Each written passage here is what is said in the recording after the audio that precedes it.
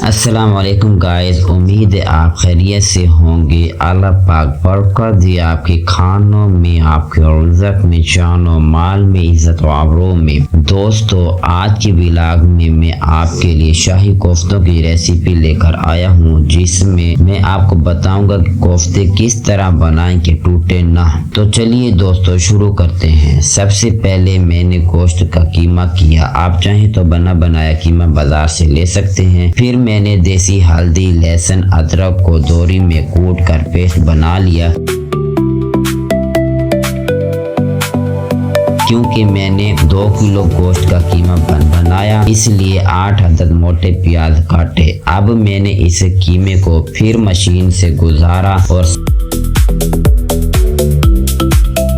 साथ में कटे हुए प्याज और हरी मिर्च और कूटे हुए अदरक, लहसुन, हल्दी का पेस्ट भी साथ साथ डालता गया। अदरक, लहसुन और देसी हल्दी को मैंने पहले इसलिए दोरी में कूटा ताकि मुझे बार बार कीमा मशीन में से न गुजारना पड़े। जब मेरा कीमा तैयार हो गया तो फिर मैंने इसमें ग्राइंड किए हुए बादाम, अखरोट, पिस्ता और काजू का पाउडर डाला।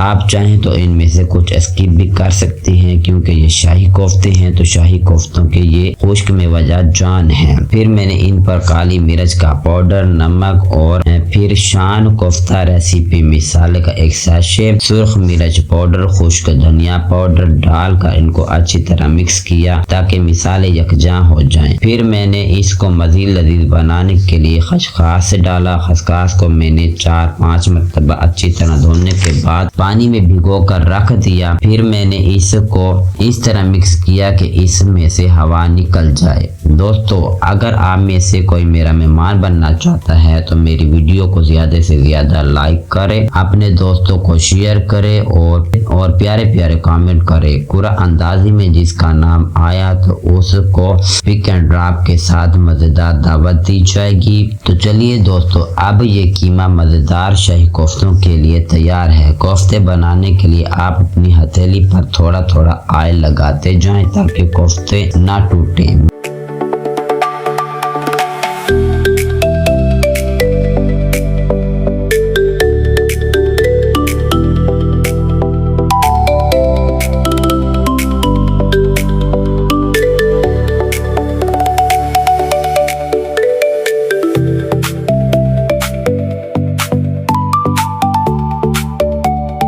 मैंने जल्दी से ये सारे कोफ्ते बना लिए। जब कोफ्ते तैयार हुए तो चूल्हे पर स्टीमर में देसी घी गरम किया, इसमें प्याज डाले और उनको हल्का सा फ्राई किया। फिर इनको जूसी जार में निकाला। इस जूसी जार में मैंने पहले से टमाटर, अदरक, लहसुन, देसी हल्दी और हरी मिर्च का पेस्ट तैयार करके रखा था। फिर फ्राई किए हुए प्याज इस पेस्ट में शामिल करके इनको अच्छी तरह ग्राइंड किया।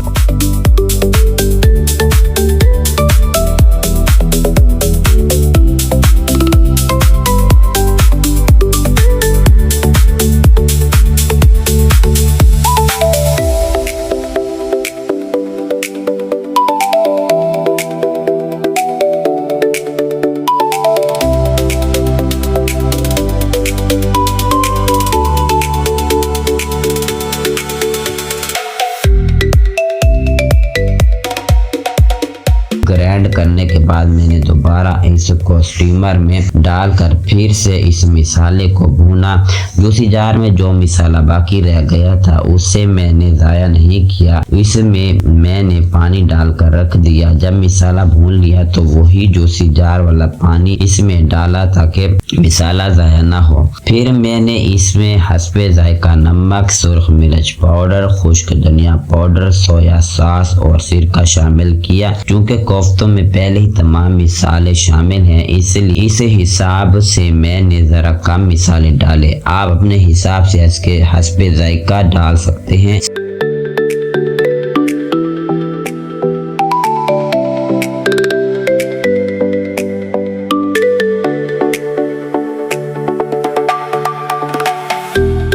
साथ में मैंने जायका बढ़ाने के लिए साबित खुश्क लाल मिर्च और आलू इमली भी डाले। आप चाहें तो स्किप कर सकते हैं, क्योंकि असल इंग्रेडिएंट्स तो पहले ही कीमे में शामिल करके कोफ्ते बना चुके हैं।